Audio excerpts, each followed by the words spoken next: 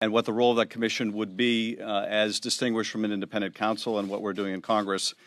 But before I do, I just want to remark on the extraordinary circumstances that have. If you look at the Russia investigation through the prism of just one person, it underscores, I think, just how serious a thoroughly independent and adequate investigation and Department of Justice and independent counsel truly is. Let's start back when Michael Flynn worked for President Obama as the head of the DIA. He is essentially fired from that job. Some period thereafter, he goes to Russia with the financial support of Russian entities like RT, which the intelligence community has concluded is an arm of the Kremlin's propaganda arm. He apparently doesn't get permission to accept the monies from RT. He apparently or reportedly doesn't disclose the acceptance of those monies. He becomes a prominent surrogate for President Trump in the campaign. Sometime thereafter, and during the transition, he has contacts with the Russians that he later would mislead the vice president and potentially others about. This results in his firing by the president. The president, as we learned from the acting Attorney General Yates, was advised that Mr. Flynn had misled others in the administration or the vice president, took no action on that until it was disclosed in public. Once the president was forced to fire Mr. Flynn, he expressed no animosity or discomfort with the fact that Mr. Flynn led the vice president to mislead the country. Rather, he was angry at the press for revealing it. Sometime thereafter, according to the president's own account, he meets and has dinner with James Comey, in which Comey is concerned about whether he can keep his job. And in the context of that dinner, the president wants to know whether he's a subject of that same investigation. And the president, when he's asked by the president's account whether he's going to continue during that dinner conversation to keep Comey on, he says, "We'll see." Now it is reported that subsequent to that dinner, at another meeting with Director Comey, he asks others in the room to absent themselves, to leave the room. He then has a conversation where the president asks him to drop the investigation of Michael Flynn. This is the course of the last couple years' events, just involving one person within the Russia investigation. And I think it underscores not only the seriousness of why this investigation has to go forward, but why we have to ensure that it is fully independent, both in terms of our oversight responsibility, but also in terms of if there were laws that were violated, that we have an independent voice and decision maker at the Justice Department making those decisions. The commission brings to an independent body, completely removed from political considerations, to give the country the confidence of knowing that that body will follow the facts wherever they lead, not as a substitute for what we're doing in Congress, but as an important additive to what we're doing here, much as was the case after 9/11 when the commission acted independently, but also in conjunction with investigations going on in the Congress. The reason why an independent counsel is also necessary is the independent commission doesn't make prosecutorial decisions. We have a Justice Department where the Attorney General is recused, at least we thought he was recused from involvement in these issues, up until he played a role in the firing of James Comey, at least in recommending that firing. And it's not enough, I think, for the career professionals at the Justice Department who are very good, and I have a lot of confidence in the career professionals. It's not that they're not capable of doing that job. It's that the result has to have the buy-in of the public. And given all of the circumstances I related just in this one case, I think the argument for an independent counsel is quite profound. But finally, one last point on the commission, and that is the commission will have the resources necessary to really do this job. It will have not only the political detachment, but it will have the staffing and the single-minded focus. We are doing the very best we can in the Intelligence Committee, and I thank Mike Conaway for his leadership. But at the same time, both our committee and the Senate committees have very limited resources, and we have a big day job just in overseeing the intelligence agencies. We would tremendously benefit, in my view, from having an independent body that has that single focus and has all the resources that it needs. So once again, my thanks to Mr. Swalwell for his leadership, to my colleague Mr. Cummings for his. I think this is an absolutely essential addition to the work we're doing in Congress. Swalwell. Yeah. Thank you, Adam, for your leadership on the committee, and thank you, Elijah, for working with me to write this legislation back in December and reintroduce it for this Congress. I just signed the discharge petition on the floor, and I did it because the cost of these events has become too much for the people that we represent. What is the cost? What is the cost of the president's alleged ties to Russia?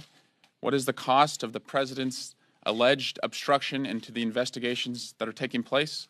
And what is the cost of the president's abuses of power in firing people investigating him, and Sally Yates and Director Comey? Well, the cost is that our democracy has become a mess. Our ability to help people put food on their table, a roof over their head, and provide opportunity to their kids has been gridlocked and brought to a halt. And the future cost of future elections is now threatened. It is not disputed by anyone but the president that Russia attacked our democracy. They violated our sovereignty. It was an attack ordered by President Putin. It was multifaceted. They had a preferred candidate in mind who they sought to help, and they didn't do it because they were bored. They didn't do it because they were testing software. They did it because they wanted something out of it. They wanted sanctions lifted. They saw a candidate who admired their president, and they wanted to reduce the role of NATO.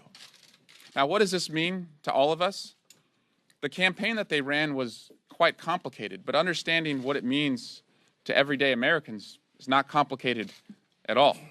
It means that our right to go from the debate stages to the stump to the ballot box and have a free and fair elections has now been threatened. The most disturbing finding from the intelligence report back in January is not what Russia did, but what they intend to do again. They are undergoing a lessons learned campaign to attack America again. And by the looks of Washington today, they'll probably do better next time, because we have seen a failure of leadership from Republicans to stand up and protect this great democracy. Fortunately, 2 Republicans have signed on to this bill, Walter Jones and Justin Amash. But to protect our election systems and the structural integrity that is going to be needed going forward, to make sure that the American people are more aware, we need to have an independent commission. We were all hoping that this investigation could be conducted by the White House. However, the White House has demonstrated that they are unwilling of experts in the field of foreign policy and election systems outside of Congress.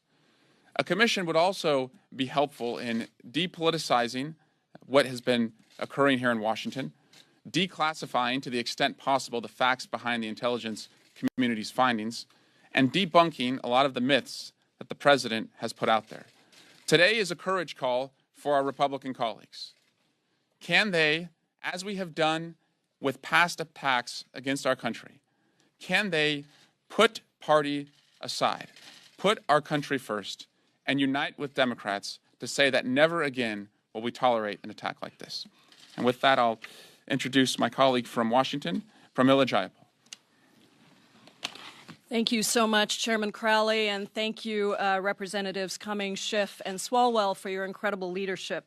I join my colleagues today in expressing deep concern on the disturbing news that continues to come from the White House and calling on colleagues on both sides of the aisle to support this discharge petition that would allow us simply to get to the truth and ensure that we protect our country and our democracy.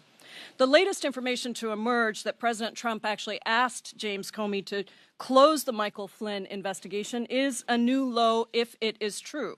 If it is true, it would constitute an obstruction of justice. But the reality is that this president has continued to put obstacles in the way of any real investigation that gives us the information that we need in order to protect our national security and the American people. President Trump's business dealings in Russia, as many of you have covered over the last many months, go back to the 90s and have grossed millions for himself and his properties. He has refused to release his taxes, making it impossible to know what personal financial interests he had that would influence his decisions as president. He's refused to sell his assets and put them in a blind trust, instead continuing to have serious conflicts of interest in his and his family's business dealings. And we also know that a slew of the president's top campaign and cabinet officials have had contact with the Russian government, not a problem in and of itself, but the hiding of those contacts is. Carter Page denied contacts with the Russians until it came out that he had visited Moscow and met with Sergei Kislyak. Attorney General Jeff Sessions lied about meeting with the Russians during his confirmation hearings. And as you heard from Representative Schiff, Michael Flynn, just that one individual in the story of his trajectory, denied discussing U.S. sanctions with Russia with Kislyak until it became clear that he had, in fact, done just that. Unfortunately, where there is smoke, we like to see that there isn't fire, but there's no way to know that until we actually have an independent investigation. 3 denials involving the same Russian ambassador that turned out to be false makes it seem highly unlikely that it's a series of mistakes. The latest events have escalated this crisis to an even higher level. The FBI director serves a 10-year term by Congress, appointed to serve a 10-year term by Congress, specifically so that he or she can carry out independent investigations free from partisanship or political pressure. The firing of James Comey and then the even more unbelievable reports that he may have asked Comey for loyalty and to close the investigation against Flynn are serious offenses. Any time it seems that we get too close to the real truth of learning what is actually going on, we are led away with evasive maneuvers, reckless firings, and unanticipated distractions. Protecting our democracy should not be a partisan issue. I hope more Republican colleagues in the House will recognize how badly our democracy and the credibility of their own party will suffer if they don't put country before politics. History has shown us that it takes bold and courageous civil servants who are willing to stand up and do what is right despite any pressure that any administration in power might exert. Republicans and Democrats across this country deserve answers, not open-ended questions and backdoor secrecy. This discharge petition is the first step to finally finding some clarity to protecting the American people and upholding our democracy. And with that, I'd like to introduce my good colleague from Nevada, Ruben Kihun. Thank you. Thank you, and good morning to all. My name is Ruben Kihun. I represent the 4th Congressional District of Nevada. And first of all, I want to say thank you to my colleagues for taking the leadership in this. They have shown strong leadership in this, and I'm truly grateful for everything they're doing on behalf of the people of the United States of America. Look, enough is enough. President Trump's unchecked and reckless behavior is impacting the national security of the United States of America. Unfortunately, each passing day raises new questions and President Trump's decision-making ability to lead this country. His contempt for our country's institution and justice system is flabbergasting. First, he dismisses Sally Yates after she visited the White House to tell them that Flynn had been compromised. Then he went back on his word, something that's not new for this president, and dismissed Preet Bharara for investigating Russian money laundering. And most recently, his suspicious firing of Comey after the director of the FBI requested more resources to investigate the Trump-Russia ties. Now we're learning he shared valuable classified information with the Russian foreign minister. If what's being reported about Mr. Comey's memo is true, then it would seem like there has been some sort of obstruction of justice. So enough is enough. It's time for an independent investigation to uncover the full extent of President Trump's ties to Russia. The American people deserve answers. My constituents back home have the right to know. And look, the last time that we saw an American president act with such flagrant disregard for justice was Richard Nixon. So again, I want to say thank you to my colleagues for their leadership, and we look forward to getting to the bottom of this. Thank you. Thank you, Ruben. I want to thank all my colleagues for being here today. I would just reiterate the President and the Republicans in the House and the Senate promised to make big changes for America and improve the lives of average Americans. We have yet to see that happen in these first 120 days. And our hope is that we can get back towards an agenda that uplifts the lives of all Americans. We're not here today at this press conference because of our behavior. This is because of the behavior of the President that we're here speaking about these issues today. We're here because of what we know from our intelligence gathering community, that the Russian government was involved in trying to undermine the elections of the United States, and they're attempting to do that around the world, including in France and elsewhere. And as Mr. Schiff has said, they're not done yet. They intend to do it again. What can we learn from this attempt, and how can we prevent it in the future, is why we must move towards an independent. It is now the official position of your caucus that there should be an independent prosecutor plus a commission with 12 Democrats and Republicans to investigate broader issues? And is part of your decision to do both designed to build bipartisan support from Republicans who may be more willing to see a commission than a prosecutor? Well, I'll let my colleagues as well, especially those who are the authors of the discharge petition which we have before us this morning, comment. But let me say that I have been in favor consistently of an independent commission, much like the 9/11 Commission that was established after the attacks of 9/11, to get to the bottom of this. The American people want to have their faith restored in their government. And I believe that this is the way in which we can accomplish that, help to accomplish that, by the establishment of an independent commission like the 9/11 style commission. And wherever that may lead, that may ultimately lead, and I think Mr. Schiff has indicated support for an independent investigator, if I have that correct. And wherever that may lead, I think no matter what, no person is above the law. No one. I'm not, the President's not. And therefore, that's what we're looking for, is a complete, thorough, and full investigation as to what has happened in the election process, what has happened in terms of the FBI investigation. There's just a myriad of things that need to be delved into and gone into, and that's what we're asking for. I don't know if Adam or Elijah? One of the things that, one of the reasons why we brought up the independent commission is we wanted a commission to have a group to have the resources, and we also wanted the credibility, and we wanted people to have, the people on this commission to have a long-range view. That is protecting our democracy, making sure, as Mr. Swalwell said, letting us know exactly what happened, and making sure that their recommendations do not happen again. But there's one word that everybody keeps saying: credibility with regard to the American people. With the independent counsel, I think you need that too, but we need something else. We also need to make sure that the FBI can conduct the kind of investigation with the credibility that it needs to do. I agree with all my colleagues. I have full confidence in the FBI, but we've got to make sure that they can conduct their investigation, which I think is the one, again, they have the power to recommend charges, if appropriate, to the Justice Department, and that's very, very significant. Some of your colleagues, including Congressman Green on the floor this morning, calling for impeachment.